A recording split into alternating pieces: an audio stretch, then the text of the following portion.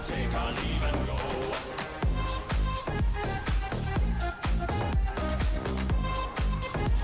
We'll take our leave and go. She had not been 2 weeks from shore, we're down on her, a right whale bore. The captain called all hands and swore he'd take that whale in tow. Before the boat had hit the water, the whale's tail came up and caught her. Hands to the side, harpooned and fought her, and she dived down below. The weatherman come to bring us sugar and tea and rum. One day when the tonguing is done, we'll take our leave and go.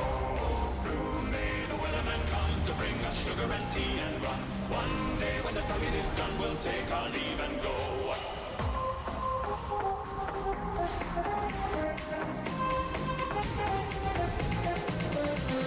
Soon may the weatherman come to bring us sugar and tea and rum. One day when the tonguing is done, we'll take our leave and go.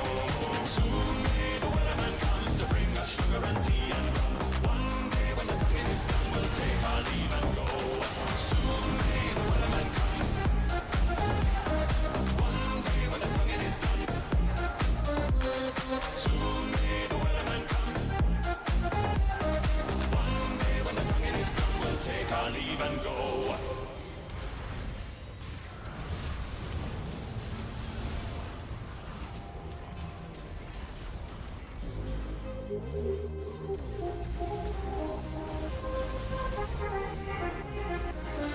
There once was a ship that put to sea, and the name of that ship was the Billy O.T. The winds blew harder, bowed it down, blow me bully boys blow. She had not been 2 weeks from shore, we're down on her, a right whale bore. The captain called all hands and swore he'd take that whale in tow. Soon may the weatherman come to bring us sugar and tea and rum. One day when the tonguing is done, we'll take our leave and go.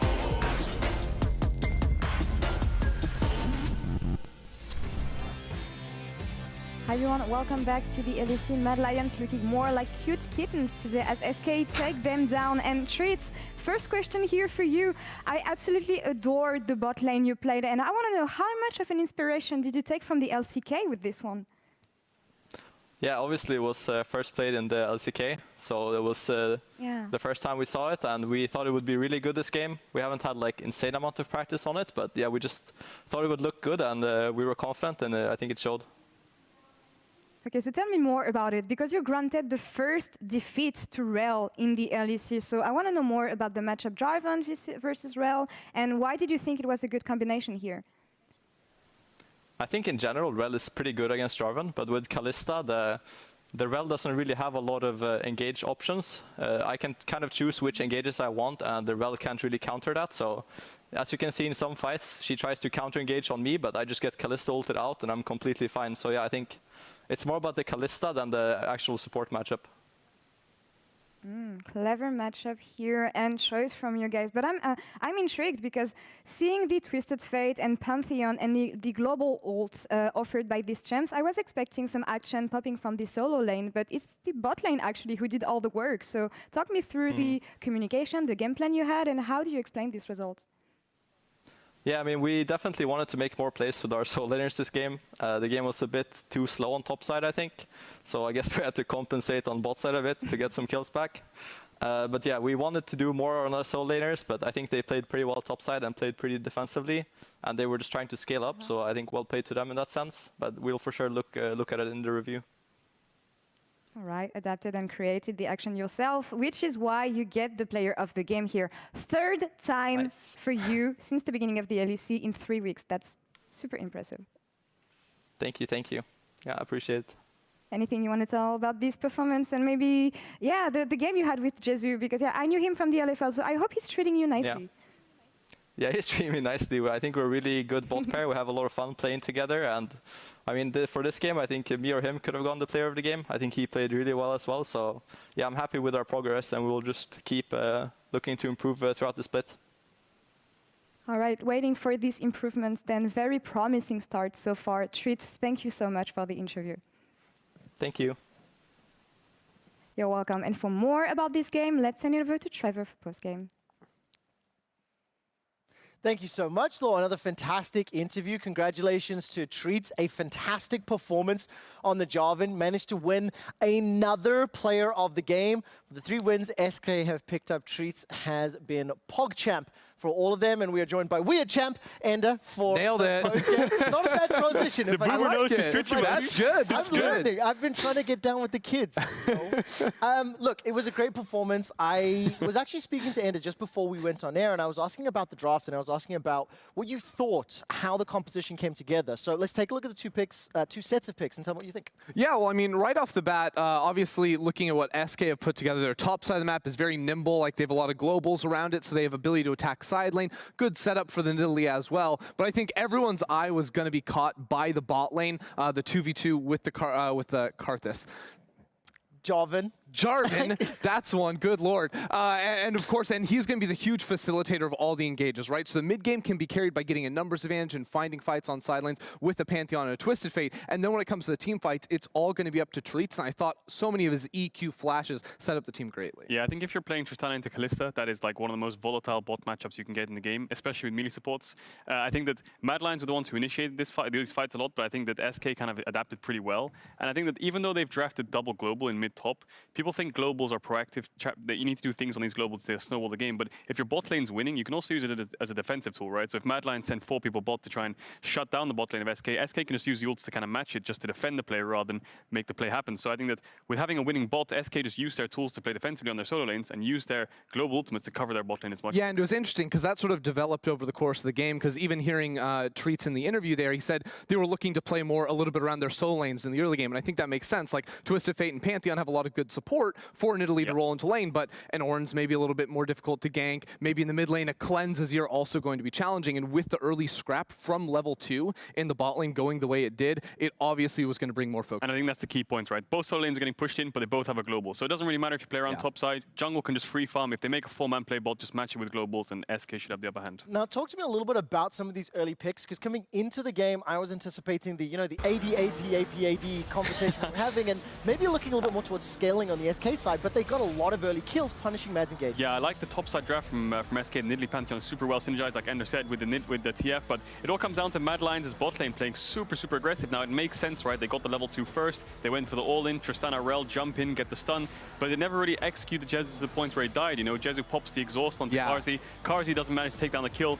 The mechanics from Treats were so good this game. The EQ flashes were clean, and as soon as one side of this matchup gets an advantage, that side just runs away with it. Exactly, and I think the huge difference was the summoner spells, right? Like the Jarvan being able to use the flash to get that, as you mentioned, and also every single time there was a jump in from Karzi, it was the exhaust, right? And Karzi himself was running the heal, and I think as far as the 2v2 goes, you almost never see 2 level 2 champions lose the 2v2 to 2 level 1 champions, and I think the exhaust was a huge factor. Yeah, and I think after level 6, so basically those 2 bot lane fights went in favor of SK, and it's so hard for Mad Lions to salvage bot lane because, like I said, the globals. Second of all, they don't have that much engage unless Ornn TP's down and pops the ult. The only real engage they have is Karzi going forwards first, but if Kalista's ahead, they're always going to win that. So you've got this incredibly volatile bot matchup, but you just can't save it for Mad Lions. If they're losing the side of the matchup, they can't do anything to help it. We've got less than 2 minutes to go, so Ender, let's try to rush through the rest of this, because once SK got ahead against Mad Lions, who were the best team in the league at 10 minutes, SK didn't let go of the advantage they'd accrued. Yeah, and I think it's really hard because everything that Mad Lions are going to try to do is try to throw what they have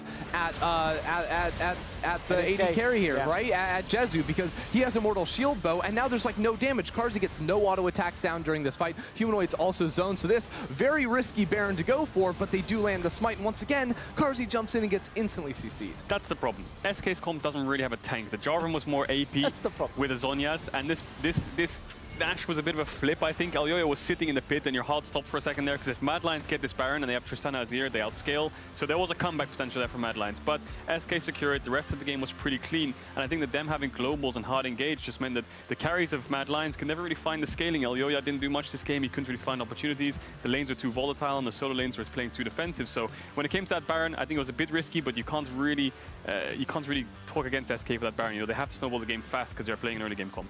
Yeah. That's just how it played out. I just remembered that the AD carry champion is Kalista, so it only took me 5 minutes, but we got there. Thanks. Exceptional performance from SK. It is not what I was expecting, and not in the manner that it was. We are going to take a break after suffering the first loss last week. G2 Esports are going up against Vitality with something to prove.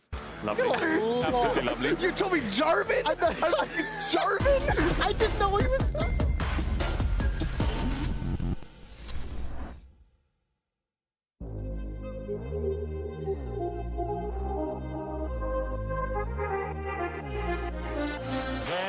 was a ship that put to sea, and the name of that ship was the Billy O.T. The winds blew harder, bowed it down, blow me bully boys blow. She had not been 2 weeks from shore, but down on her a right whale bore. The captain called all hands and swore he'd take that whale in tow. Soon may the wellerman come to bring us sugar and tea and rum. One day when the tonguing is done, we'll take our leave and go. Soon may the wellerman come to bring us sugar and tea and rum. One day when the tonguing is done, we'll take our leave and go.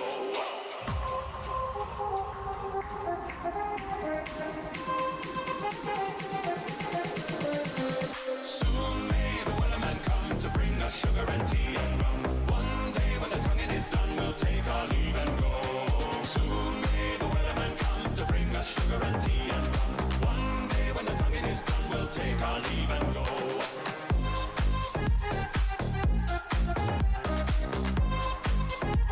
We'll take our leave and go. She had not been 2 weeks from shore, but down on her a right whale bore. The captain called all hands and swore he'd take that whale in tow. Before the boat had hit the water, the whale's tail came up and caught her. Hands to the side, harpooned and fought her, and she dived down below. One day when the tonguing is done, we'll take our leave and go. Soon may the wellerman come to bring us sugar and tea and rum. One day when the tonguing is done, we'll take our leave and go.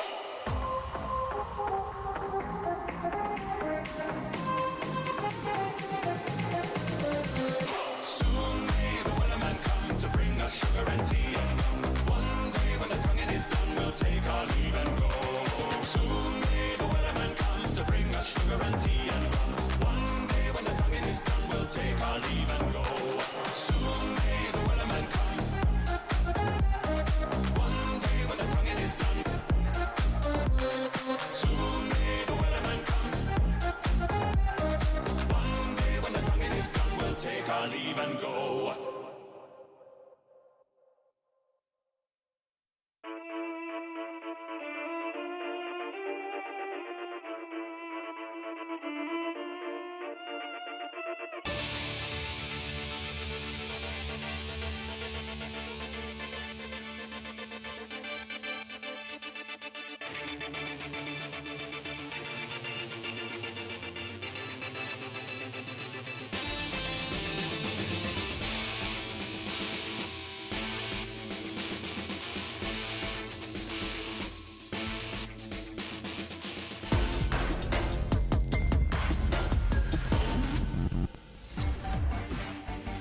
And welcome back to the LEC. Dracos has been replaced by Budget Zlatan.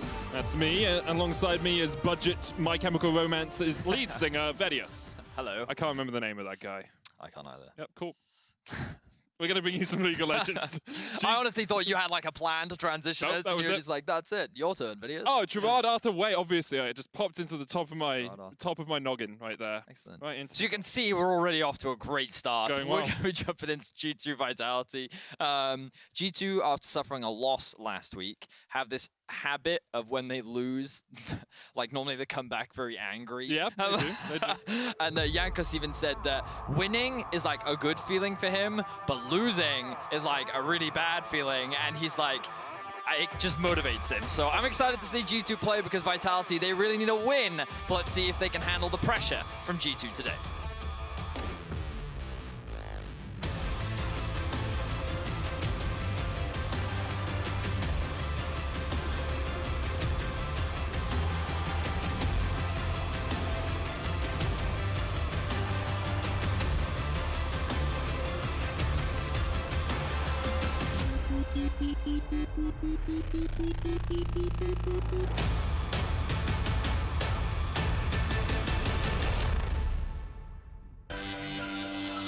And into Champions Select we jump. Hey, Betty, do you know when Jankos started playing professional League of Legends?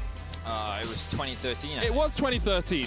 It's strange that it's taken him 8 years to work out that losing makes him sad and winning makes him happy. I don't think that was his point. I mean, that's how you could bait it. I'm just saying. Anyway, yes, G2, they did suffer a loss, and Vitality currently only sitting at a 1-4 record at the bottom of the table. I think that a lot of the conversation around Vitality has been very much around, they have promising talent. They showcased some of that promise last year, but so far they have not been able to deliver on the Rift. So I think they're going up against G2. It's always going to be a difficult one, but let's see what they can bring out, as we've already got a slew of bans on the board. Yeah, unsurprising, we see the Olaf and the Pantheon removed here by Team Vitality. G2 are going to get rid of the Udyr, one of the other strong junglers, alongside the Kai'Sa. And actually G2 taking away the Rel themselves here, with the Gragas being the final ban from Vitality. Taliyah instantly locked in here for Jankos on G2. You would imagine that Vitality would look to respond with a Twisted Fate. Giving over TF Taliyah is a definitely very scary combo that you don't want to do, but wow. They're going to insta-lock the Renekton as well. So they're trying to get Jigenda a little bit more comfort, a little bit more power up towards the top side of the Rift. First Renekton of the day. Of course, for those unaware, after Gore Drinker, the combination of Starax plus Stoneplate has become very prevalent, which has made Renekton a very difficult champion to deal with as the game goes on. But either way, you now have a very clear game plan for Vitality. You can easily play around top side of the map if you want. You just need a strong enabling jungler. Ryze is a pick we've seen a couple of times to try and follow Twisted Fate around the map. That is what Caps is going to be trying to do, as Melitza will be going into those other lanes. And now G2 looking towards their next pick. Could look for an AD carry here. Still things like the Jhin, Lucian on the cards if you want it. Trying to think of what else they could pick into the Renekton, because like a lot of the conventional stuff that we see, things like Aatrox is a possibility, maybe even an Ornn. Oh, okay. No, they're going to go Quinn. Okay, so we're going to have, well, we often see this from the Shy over in the LPL. We haven't seen it a fair amount over in the LCK. Currently at a 2-1 win record in favor of the Quinn over in the LCK. So positive win rate at the very least. But yeah, I will say that this composition from G2, high mobility, high impact side lanes. You know, very much about split pushing. We've been seeing a huge amount of that today. But like with the Ryze, because you have things like the Realm Warp, like Caps is famous for his roaming Ryze, right? He will sacrifice his lane to just roam up top lane, level 5, level 6, to just try and get a gank off for Wonder, something that he found a huge amount of success with at MSI 2019. One of the major issues, though, for G2 is you don't have a dedicated tank as of yet. And we can see Vitality saying, well, we'll get rid of the Alistar. Perhaps they're going to ban out something like the Leona here as well. And then you're forcing Mickey down onto those second tier of tanks, so things like the Braum are still a possibility. There's the Leona ban from Vitality. G2 kind of gave the game away that they were looking towards Leona with the early Rel ban in Phase 1. G2 get rid of one of those tried and true combinations in the top side of the map. Nidalee Renekton, Kadra talked about it before the last game, an AP jungler with an AD top laner gives you a lot of early game power. Certainly does. Well, I think that G2... trying to think what other junglers they could actually ban away, because a lot of the core ones, as you said, Hecarim, yes. I was thinking Graves could be a possibility, but you'd have a huge amount of AD damage. But they are going to get rid of the Hecarim, so that's totally fine. They think leaving that one up is okie dokie. AD carries now is like what we're looking at for both sides, as you rightly mentioned. You kind of have a few options. What we've seen from Vitality so far is a very aggressive comp. So maybe they just want to keep up with the aggression. We already saw one Kalista earlier on. 100%. Maybe they want to do something like a Kalista Thresh. For now, though, they will lock in the jungle Jarvan.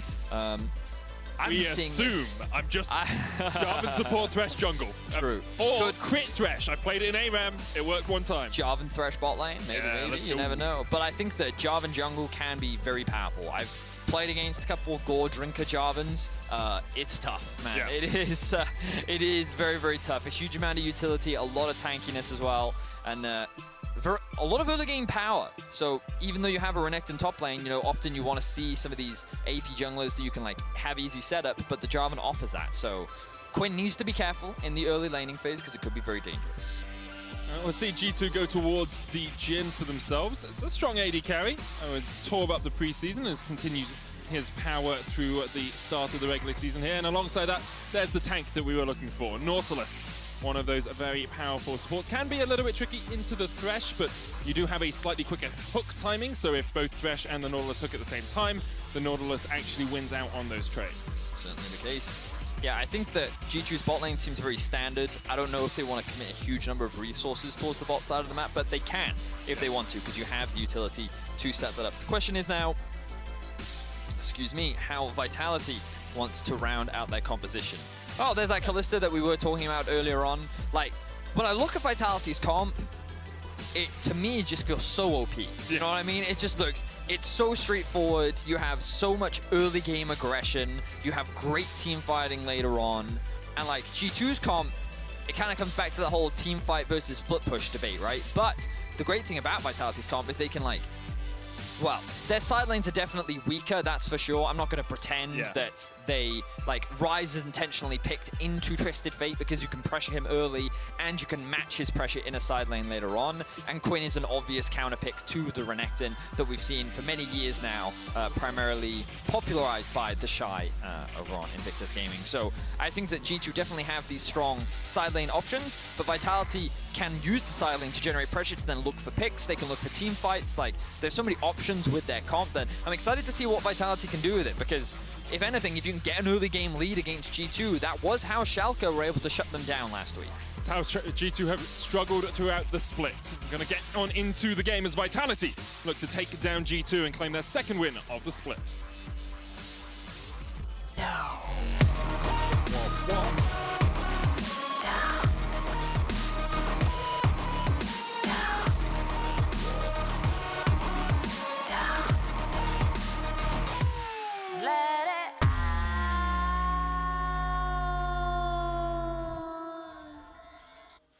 And on to Summoners if we go. Ready? I've got some stats. It's a medic moment. Are you ready? Go.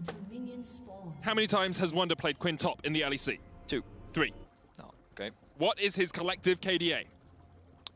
KDA. Give me all 3 numbers. No, I'm giving you... No, because then I have to do maths. That's difficult. How many kills has he got collectively over those 3 games? 13. Correct! That was very impressive. How many deaths? 7. No, 12. How many assists? 18. 17. Very close, Vedius. You ready for the best stat here? Okay. If I remove his most recent game, how many kills has he got over those other 2 games? 1. 0. He's gone 0-4-4, 0-4-0, and 13-4-13. It's feast or famine, guys. It's feast or famine when it comes to Wunder. Did he win any of those games? No. He has only won the 13-4-13 game. It was against Excel last year. 2019, sorry, not last year. Okay, so stats-wise, things not looking great for Wunder. No, and collectively, Quintop is 4-9 in the LEC across their entire history, so... Okay, so I've always considered it quite a volatile pick, personally. For any top laners that have played this matchup before, it's either you don't get to do anything, or you get a slight lead, and the Quinn is an AD carry that's so squishy every time you jump onto it, you just win that trade. So I think that it's a super volatile matchup, and obviously you can see on your screen right now why it's considered a counter, right? Renekton can often struggle, especially at early levels, but Quinn in particular can use her E to bounce off Renekton, as you can see. Well done. But every time he tries to jump in, you use that E, and you can blind him too, so you can make his life just very obnoxious and difficult. But the other great thing about Quinn is that, thanks to her ultimate, she can roam around the map very easily. She gets so much bonus movement speed, and that's why you can see Wunder actually running the cleanse, not the teleport. So the idea is good. The thing is, if it ever goes wrong, it becomes very, very bad. Very bad. And notice the Jarvan pathing up towards the top side. There is that ward in the Tribush in the event of an early dive that Jigenda is prepared for, but Jankos has path towards bot. So Wunder just needs to be super careful. I'm really worried for Wunder. I'm looking at Skeens, and I'm like, if I'm Skeens right now, I'm looking at that top lane. But to be fair to Jigenda, that is a huge wave that he doesn't want to play into. So. Totally understandable. About 10 minions pushed in. Melitza walking forward with a card. Caps just steps back. Skeens showed himself in the mid lane. That will give Wunder just a little bit of safety as Jankos is working his way down towards the bottom lane here. Lebrov oversteps by a long shot, is immediately on the retreat. Heal has been used here by Comp. Jankos flashes forward, Lebrov flashes away. And Lebrov will be able to get away, but that was just an overstep from the support for Vitality. Will end up being a trade of flashes. Jankos going to lose his in favor of Lebrov's, but definitely not what you want with a Kalista Thresh bot lane. Sacrificing your Summoner without getting much off the back of it is also going to make the laning phase a little bit harder now for Comp, as he's left in a 1 versus 2. Notice that bot wave. Actually, can we have a quick look at that bot wave? See what state it is in? Oh, yeah, no. That's a no bueno, my friend. That is that is a situation where Reckless and Mickey can freeze this against the Kalista Thresh, and there's nothing that they can really do about it. I think they're going to need some jungle assistance because the fear is that this Talia can also be hovering around. They don't have a huge amount of vision on the bot side of the map, and look at how scared Comp is playing right now.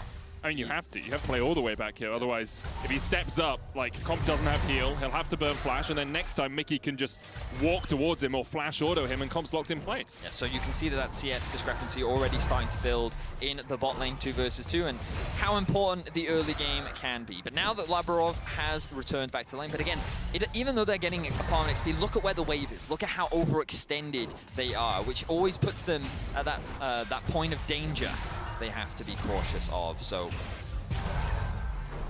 it looks like that wave is just about going to get underneath the tower, but as you say, like, it's 2 minutes further forward than you want to be, right? Like, you're just pushed way too far, and it's the moment that you want your jungler to be in the area to protect you a little bit. You can see Skeens working his way down to this bottom side after clearing out his top side camps. Skeens has struggled to make an impact on Vitality over the last few weeks. He's actually oh, that's entirely the wrong graphic. The one time the graphics work is the wrong one. He's actually the least active of all of our junglers in the league. Lowest jungle proximity, lowest kills and assists at the 15-minute mark, and tends to fall behind in gold either. So the question is, like, he's not near his teammates, he's not getting kills, and he's also not out-farming his opponents. We wonder what Skeens is doing sometimes in the early game. Well, I mean, yeah.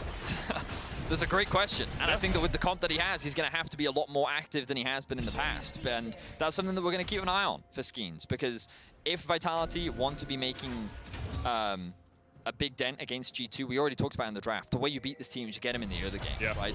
G2 do have a habit of making these mistakes. They sometimes overstep, but right now it looks like they're trying to get this lead. Notice the positioning of Caps, hook lands. So it's going to come down, Realm Warp coming in from Caps, and now it's a 4v3 in favor of G2. First blood goes to Jankos. Caps doesn't reap any of the rewards, but it doesn't matter. He's going to help his team push that one in. Twisted Fate. Imagine the Twisted Fate getting out-roamed on.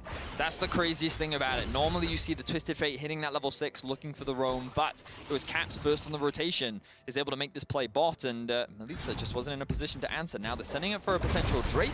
They're just going to focus on the Scuttle Crab for now.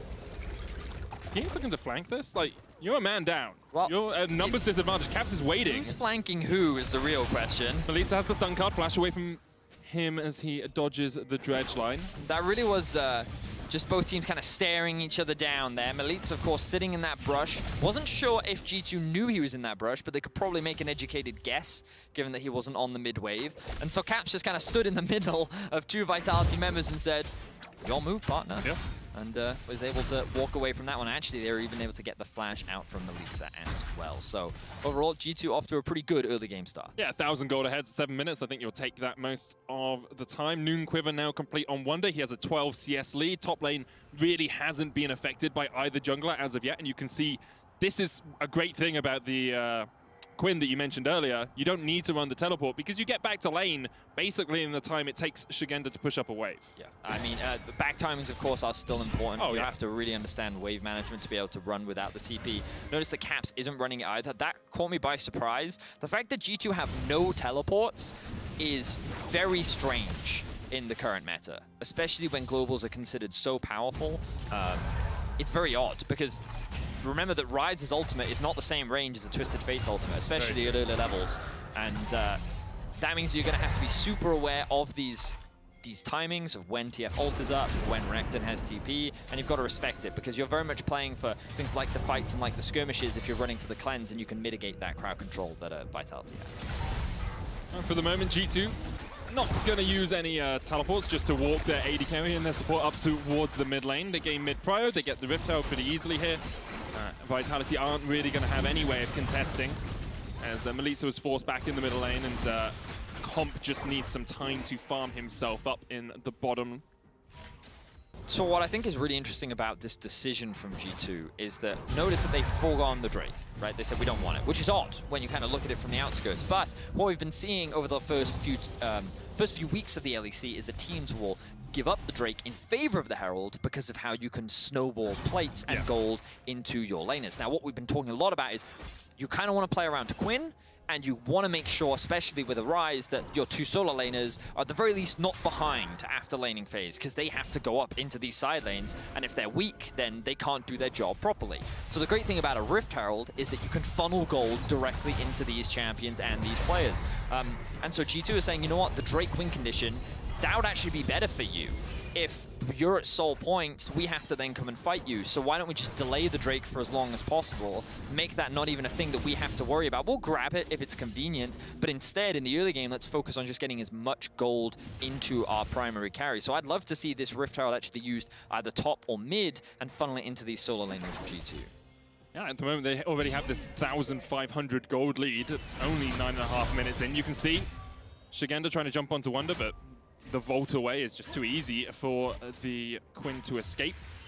And it's just becoming a very difficult laning phase because Skeens hasn't really been able to influence any lane. He does have the Cataclysm now. We haven't seen a Destiny out of Melitza. Shigenda is losing the 1v1 as expected. Like the Quinn into Renekton matchup is Quinn favored if there's no jungle interference, but I don't see any lane. Wow, okay, I'm sorry. I just saw the fact that Reckless has decided he's General flipping Grievous. It's like, how many swords do you need, man? Just boots and swords. That's all he's got. Boots and swords, just stacking up that AD, yeah. But as you were rightly saying, suddenly in my head I went boots and cats, but it went boots and swords. Swords and boots and swords. Yeah, and boots anyway, and yeah. swords. Drop it, Benny, come on. But as you were saying, yeah, I think that right now Vitality's early game, like, it's one of those weird situations where you're kind of like, oh, well, they have team fighting. Well, yes, on paper, their team fighting is arguably stronger in the context of a comp. However, when you think about AD carry scaling, like, Jhin will scale better than Kalista does the longer the game goes on. Talia will scale better than Jarvan does because of how much damage she can do. And sure, there's a great front line on the side of Vitality, but Mickey's only getting tankier. So it's not like that they don't have any team fighting tools, as we see a play now happening in the top Yeah, side. Melitza took his time, waited to see if they could catch up. Wonder Cleanse was used early here, but Wonder has nowhere to go. And finally, Vitality pulled the trigger, and Melitza will get their first kill of the game. So here we go. This is very much what we wanted to see from Vitality. A little bit more proactivity in the early game. They are able to get a successful roam off, but G2 immediately on the response. We can see a push in bot. We can see, ooh, good TP in mid lane. I would have thought that the Herald would actually go down in the bot side of the map there from Jankos, but he decided to hold on to it for the time being. But this is definitely an important kill for Vitality up towards the top side. Putting that Quinn down, alleviating some of the pressure from the Renekton, definitely helps ease what has been a tough early game. And if G2 hadn't cleared out all of the vision as they put down this Rift Herald, they could have been flanked, because of course Shigenda still has his teleport. You could see them taking their time, making sure none of those control wards were still up. They clear it all out, they put the Rift Herald down, and there's no possibility of Vitality finding a fight in the mid lane. The turret will still stand, but they got all of the plates they wanted out of it, and you can see even with Vitality getting that kill, G2 have actually extended their gold lead and picked up a dragon in the last couple of minutes. Certainly have. They have the Rise on the Twisted Fate right now. They know that the bot wave isn't in too much danger. Reckless can actually assist with pushing out this wave, secure the tower. Yep, it's going to go down, Betty. First turret of the game, 12 minutes in. Caps will be given some of the gold. A little bit went to Reckless as well. And now we see Caps working his way up towards the top side. Shigenda has to back away. Jankos is here, already level 9. And this will be another couple of plates going over to Wonder. Looks like he's building towards Kraken Slayer here on the Quinn. Could, of course, be Gale Force as well. Yep. We can tell it's not Immortal Shield, but that's the one thing we know. There's no Vamp Scepter there. So it's going to either be the Kraken Slayer or the Gale Force for that Quinn. But it looked in that situation like Vitality actually ended up losing a lot more than they gained, and the reality is they did.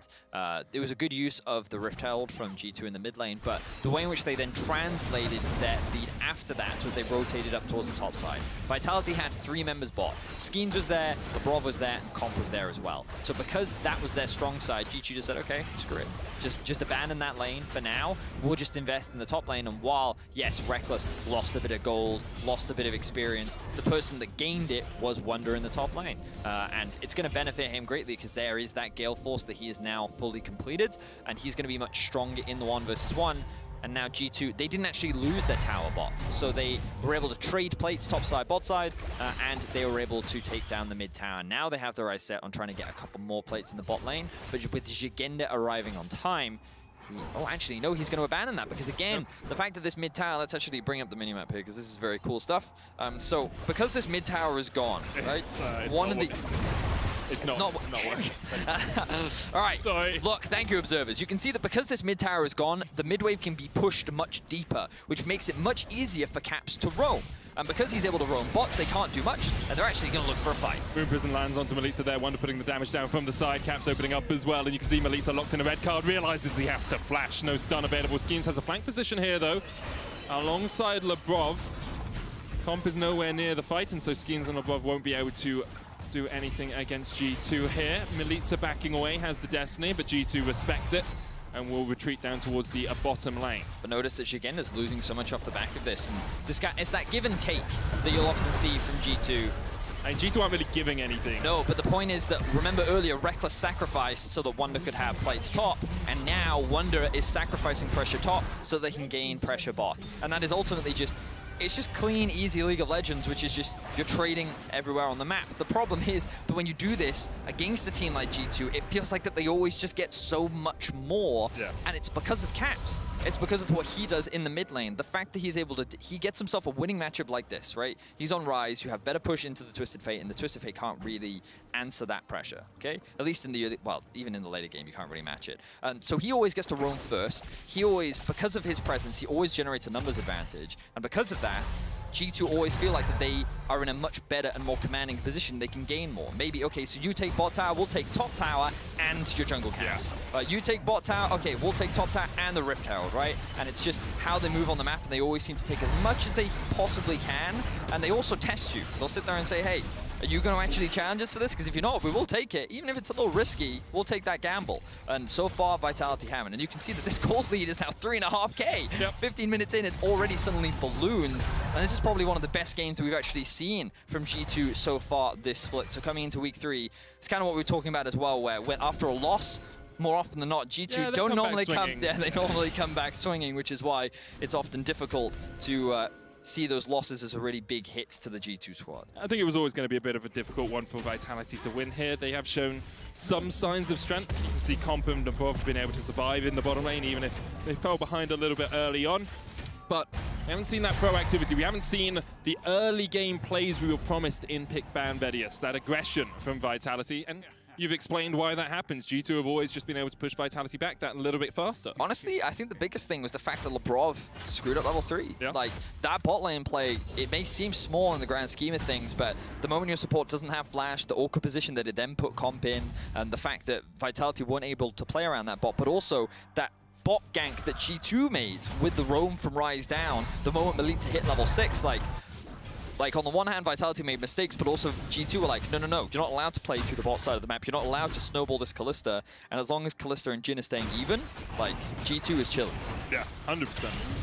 Kalista, not a good scaler at all. Does still have power in the mid game, but as the game develops, other AD carries just tend to be stronger than her. Rift Herald is still available here for Jankos. He's got about half the cooldown left on that. We did see the second dragon of the game taken by G2 as well. And as Wonder works his way down towards a wave in the top lane, you can see the rest of G2 resetting. And we expect to see them back out on the map pretty soon. It's a bit of a random thing that I'm about to say, but bear with me. To this. So, is it anime related? No, it's game related. Oh, okay, that's fine. But I just realized how miserable Kalista is against Rise. Like, Rise actually just ruins your day. Point and click CC is good against Kalista. Ooh, ult here coming out from Talia. It's the farm alarm, Vedius. Okay. This is Jankos' Rek'Sai Talia skin. The main reason why I wanted to bring that up is because we talk about scaling with Kalista, right? Ooh, hang on, Mickey. Gonna land a hook onto Lebrov. Counter hook available. Mickey flashes it. Curtain call coming out here from Reckless. Leads it off towards the top side of the fight. Can't really find an avenue of approach. And G2 force Vitality away. The dominance was used there by Shigenda as well. Rift Herald is down here in the middle lane, and that tower is already down to half HP, so this should be taken pretty quickly. Comp is looking for a flank position. Shigenda there as well. Melita uses the stopwatch. In goes Skeens. The Cataclysm coming out. Jankos with the stopwatch of his own. Wonder on his way down from the top lane. Jankos still alive somehow. A sliver of HP. Keeps him just about surviving, and now Wonder's looking for the flank position. Flashed away. Lebrov almost down. Reckless with a final Q gets the kill, and you can see Comp trying to escape. Caught up with the deadly push. They're realm warping in. They want the kill. Comp's on the other side of the wall. Okay, all right. Yeah, G2, they're definitely back in form as they extend their gold lead to 7K, 18.5 minutes into the game. Very clean map movements from them. And again, it was just one of those situations where Vitality, they were trying to cross map. They saw the wave building in top, so they went towards the bot tower. They didn't even secure the bot tower, and that was because of the Rift Herald that was dropped in mid. They were kept in this bot river for so long. Like, this play is very awkward for Vitality, because look at the map state for them right now. Like, where do they go? What do they do? They don't have control of a mid. There's a wave pushing in top, and they could commit to that bot tower, but if they do, they may very well open up their base, so they have to respond to this. And then when they do, they try to force an engage, but Skeen's hard commits in what is effectively a 2 versus 4 here. The follow-up does come from Comp and his ult, but a great stopwatch from Jankos actually just buys enough time to get to safety, and they end up just giving away the Jarvan for nothing. So now with the numbers advantage, G2 then chase Vitality down, get all these kills, and they just tear apart. And at this point, you're like, yeah, okay, they're definitely having fun with it. I mean, one person could have stayed on this side of the wall. Yeah. Like, just saying, pretty easy for you to yeah, but then it's not fun if everyone's not fighting for the kills, Benedek. No, but you're going to get the kill. You stop him, because he's going to walk through the gate, so you know you're going to get the kill. Yeah, but that sounds like the G2 would have thought that through. Yeah, watching some of the gameplay, I understand where you're coming from. I think they're at the point in the game where they're not thinking everything through anymore. You don't really need to when you have a 6,500 gold lead over your opponents. Baron is up for them if they want it. It's been a pretty strong performance so far from G2. Considering it's only 4-1, usually when they start to get ahead of their opponents, their games are a little bit bloodier. They tend to find picks and find skirmishes that work to their advantages. But here it's been more about how they work the lanes, how they've got those plates that has given them this monumental gold lead. Yeah, and again, I kind of want to give a lot of credit to how Caps and Jankos have played this game. Like the mid-jungle pressure and how they've influenced, particularly the bot lane, I think has been very good. So huge credit to them. Again, it might not seem apparent in terms of, like, they're not snowballing in terms of, well, they are in terms of farm, if you look at the difference between Jankos and Skeens. Casual 70 CS lead. Actually, Casual. 69, nice. But it's one of those situations where the pressure that the way in which they use mid prior to play around bot, and how they also funneled resources into top and the Herald mid, like everything about that was just a very clean macro game. And I think that for anyone interested in learning how to move around the map better, this is definitely a great example. Obviously helps when you have a Weaver's Wall and a Realm Warp to get you into lanes a little bit quicker. This will be the 6th tower of the game for G2. And there's a Dragon up in 40 seconds as well if they want to try and do it a little bit more by the numbers, as that will be 1 away from Soul. Soul Point, as we call it here. It will be an Infernal for them if they want to take that. And of course, like, I do want to preface some of this. This is kind of what we expected from this game. Like, sure. Vitality near the bottom of the table. G2, even though they lost to Schalke last week, are still expected to be the best / one of the best teams in the league. Yep.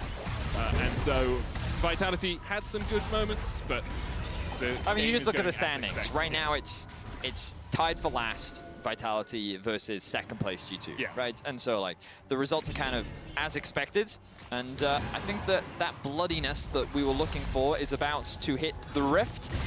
LeBob gets hooked, Deadly Flourish coming out, and already he is dead. Mickey's still alive, Curtain Call coming out, Skeen's trying to jump onto the backline, will get a counter kill, but he pays for it with his life. The rest of Vitality retreating into their own jungle once again. G2 spot out Shigenda, Wonder's looking for a flank position here. Comp and Melitza trying to get back towards their base, but you can just go for the Dragon if you want instead. The Deadly Flourish lands once again. Comp getting chased down. The Harrier passive doing absolute work here. Comp knocked back with a seismic shove.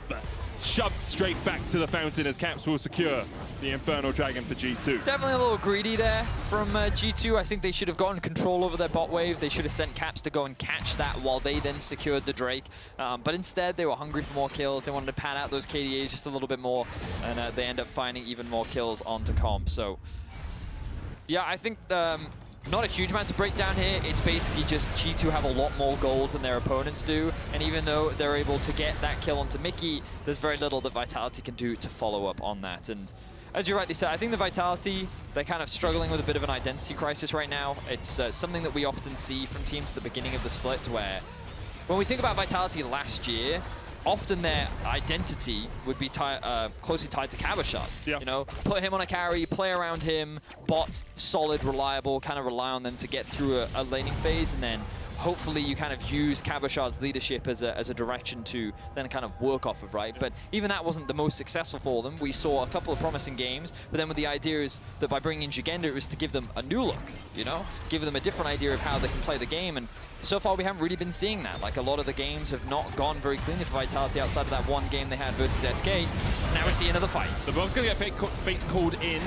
Caps has to flash across the wall away from the damage, as you can see Jigenda getting taken low once again. He's dead. G2 just ripping through Vitality here. Not really too much the bottom place team can do as Lavrov flashes the wall once again. Jankos flashes forward with the chase and the threaded volley. Well, okay. Okay, Jankos. Jankos hit the skills. Jankos, he gets them in the end. Bombs the stopwatch. He's dead though. Should go down. Gold card comes out. The shutdown goes over to Comp. Wonder. Uh-oh, have we found another Nidalee? Oh, man. AP mages with line skill shots. You just can't hit them. Just can't do it. Oh, Comp. Mickey flashes in and the chase is on. Reckless. Gale forces forward. That one felt a little bit personal as Reckless and Mickey managed to get the kill. Yep, trying to pad those KDAs out. Looking for a deathless game for the mid AD carry duo of G2 once again. What's Reckless's KDA at now? It was destroyed after his... he died twice last week. Yeah, but there's destroyed and then there's you died twice. And well, he had like a 50 KDA and then it probably went down like an 8 or something. I think he's actually like 5 deaths now. So it's, 5 deaths. It was 15.4 before this game started. Larson is at 17.7. So Reckless still second best KDA in the league. So it's not 100. He sucks, is what you're telling me now. He's I mean, for a KDA player, you think he'd manage to keep his KDA a little bit safer. For those that don't know, there's a lot of history behind that. Reckless was branded as a KDA back in the day. Fnatic fans, if you go into any Reddit threads, you know, like they'll still bring it up. You know, it's sensitive. It's like the gif of the Fnatic fan. Yeah. As well. It's one of those Fnatic things that always gets brought up. We're just joking for the record. We're not we're not calling Reckless KDA player. We're not doing that, you know. I mean, I assumed from your uproarious laughter that people would know we were joking. I know, you gotta say that, you know, because I already know that like it's very he's calling Reckless KDA player. How dare he? From at not Reckless KDA player. Anyway, back to the game. G2 10,000 gold in the lead. Destiny coming out. Well, Warp immediately gets Wonder and Caps away. If that gold card had landed onto Caps, that would have interrupted the round warp. I think it was a red card as well. So if it had been a gold card... That's what I was saying. If it was a gold card, it would have interrupted the round warp. Yeah. Yeah, that was the point I was trying to get. Okay. So things dire for Vitality. True. They are at a 10k gold deficit, and as much as I would like to tell you that there are ways in which they can come back into the game, it very much relies on G2 making huge mistakes, which, as you may have noticed, they're not doing right now. I mean, this is one of those sucky support moments for Lavrov, because he did nothing wrong there. Like, yeah, there's an argument he should go and ward that bush a little bit quicker, but he's just trying to gain vision. His team is in mid lane. G2 aren't doing the bad. Always the support sympathizer. He's got like half an item. Yeah. Has he even got a mythic yet? I'm pretty sure. Oh, did he get Locket first? Yeah, he does have a mythic. He's got one mythic. Wonder looking to jump across this wall, decides against it as the Baron has been started here by G2, and this should be pretty much all she wrote this Baron into an Infernal Soul if they want it. You've got 2 items complete on Reckless, 2 on Caps, 2 on Wonder, and Vitality are just trying to pick up the dregs of some of these lanes right now. Yeah, and again, it's one of those games. I was talking with this about Dracos. There are games throughout the split where you kind of like, because your goal at the end of the day is to like improve as much as possible and get to playoffs, right? I think that even from G2's perspective, like seeding helps. Top 4 is ideal, but as long as you're in playoffs, that's kind of the goal, right? Yeah, and you want to try and you want to get it as good as possible, and you kind of have to be realistic in how you approach that. And when you look at a team like Rogue and G2, it's going to be difficult to get wins against these teams because they clearly seem already like a cut above the rest. Right. But if you can get those wins, great. But the expectation is that it's always going to be difficult to get those. So you want to be trying to make sure that you get those wins against the teams that are directly around you and like competing for those spots. That, like, yeah, that's why we kind of come in with this expectation that, like, G2 are clearly heavy favorites in this matchup. And, like, you can see the gap between the top of the table and the bottom of the table here in Europe. And I think that G2 are just kind of exemplifying that difference. Yeah, and the thing is, Vitality could have come in and did what Schalke did last week and get a win against G2 and surprise us all, right? It just hasn't happened for them on the day, and that is a shame. Back to support itemization. Look at this. There is a 12,000 gold leave, Elias. Yeah. Mickey doesn't have a legendary. Reckless has 2. This is greed from AD. Give me half the CS. Give me half the CS from now on. No, but that's just relatively speaking. Who would do more damage with 2 legendary items? Look, everyone complains that supports do too much damage. Give me some items, I'll do even more as the fight begins in the bottom lane. Caps coming in with the round warp. Shigenda trying to get onto the back line. As you can see, the damage has already gone down onto Jankos. He is dead. However, the front line is taken out immediately. G2 with the curtain call will rip through the back of Vitality. It's a double for Wonder, and he's on the chase behind enemy lines. He's looking to catch out Skeens and Lebrov. He will tank up a tower shot. There's Nexus towers there, mate. Yeah, it doesn't look like they care. Apparently not. They're just going to chase. He's dead. Look, he gets enough gold. Will he be able to get a legendary item now? This is the question, Lebrov. Do it for supports everywhere. As the Nexus towers fall, and G2, 29 minutes in, will take their 5th win and strike back after losing to Schalke last too early. week. You know it's G2. I'm going to keep going. I've got more in the tank, but it's Vitality trying to defend as much as they can here on the fountain. Their base will not be imposed upon until G2 decide that they have had enough. Mickey has to flash away. Good fountain damage there. Fountain's having a field day as G2 eventually claim their 5th win of the LEC season. Very clean win overall from the side of G2. They dominated pretty much from start to finish. Every time the cross-map play, they always gained a lot more off the back of it. Really good use of the Rift Herald as well. Very little to criticize on the side of G2, and again for Vitality. It was always going to be a difficult matchup for them. They have been struggling so far this season. I do think that we just need to see more from this team. Like, I think that we've been saying for a long time, like, they have promising players. Like, we see a lot of highlight moments from them. Lebrov last year was a player that many people were excited to see. Malitza as well. But unfortunately, so far this year, they've not really been able to demonstrate that. And as the season progresses, things are only going to get harder for them. So hopefully moving into tomorrow, they can turn things around. And that's definitely the hope for them. But for now, you can vote for your Kia player of the game at LEC on Twitter. Wonder, Jankos, Reckless are your options. Don't give it to Jankos, he missed all of those cues. Come on, Schalke and Rogue are coming off a 2-0 week, both of them are. And we'll see whose win streak continues after the break. Notice how they didn't even put supports on there? No support. Nope. No.